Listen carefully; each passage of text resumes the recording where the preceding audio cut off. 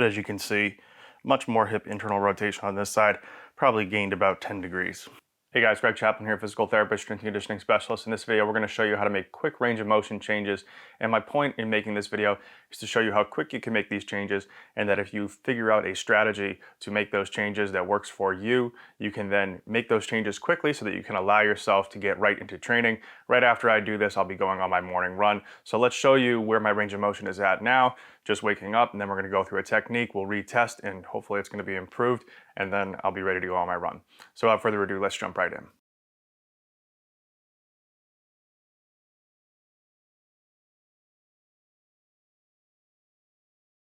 Okay, so the range of motion that I wanted to show you was the difference between my left and right hip internal and external rotation measurements.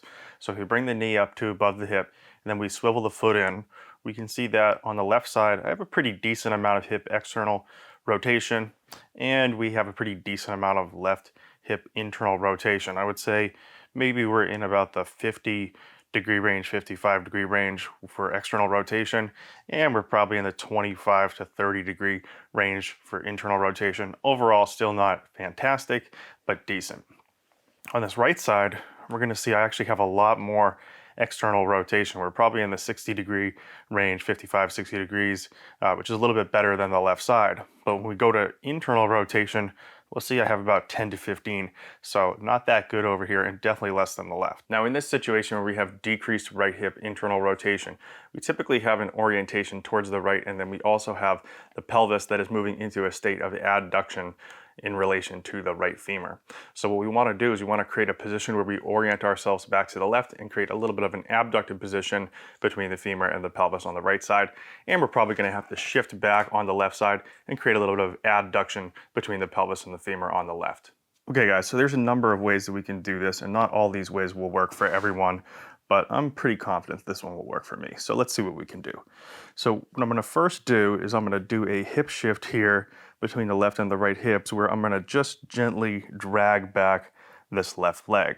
As I drag back this left leg, I'm also going to imagine reaching with the right. So I'm pushing with my outer thigh on the right, but trying to reach forward with my right knee this way as my left hip shifts back. Then what I'm going to do is I'm going to boost up onto my elbow, and I'm going to use this outer knee on the right to push up and bring this leg into a state of external rotation and abduction relative to the pelvis, while this side's in a state of internal rotation and adduction.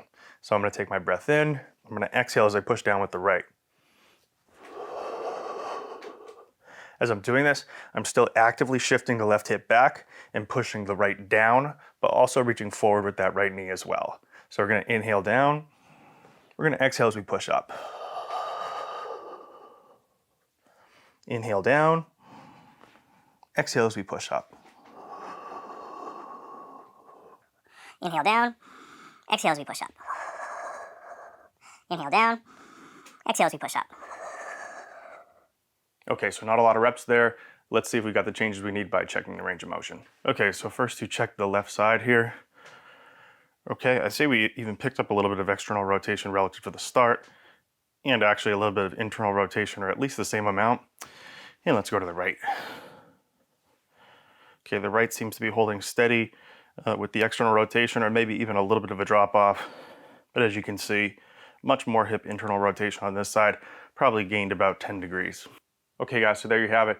A quick activity can help us improve range of motion quickly. As you can see, I have more of a symmetrical hip measurement between my left and right. Now I'm in a better state to go and have an alternating reciprocal gait pattern while I run, which is probably going to transfer not only into a more comfortable run, but also into a more efficient run as well. So hope you enjoyed that. Thanks for watching. Leave me any comments with any questions, and until next time, peace.